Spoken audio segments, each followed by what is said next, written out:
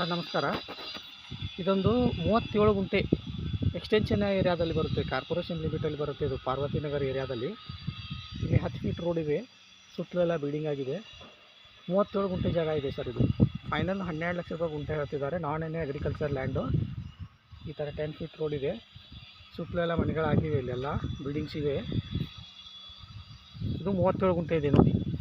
ಸಿಟಿದಲ್ಲೇ ಬರುತ್ತೆ, ಇದು ಪಾರ್ವತಿನಗರ ಏರಿಯಾ ಬರುತ್ತೆ. ಇದು ಈ ಥರ ಸ್ಕ್ವೇರ್ ಲ್ಯಾಂಡ್ ಇದೆ. ಇದು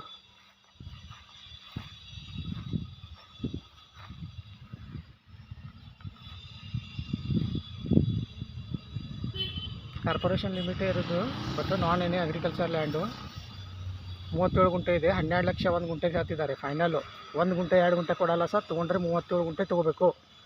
1 ಗುಂಟೆದವರು ಕಾಲ್ ಮಾಡಬೇಡಿ, 2 ಗುಂಟೆ ಅಂತ ಹೇಳ್ಬಿಟ್ಟು. 37 ಗುಂಟೆ ಒಂದೇ ಪೀಸು ಕೊಡೋರು.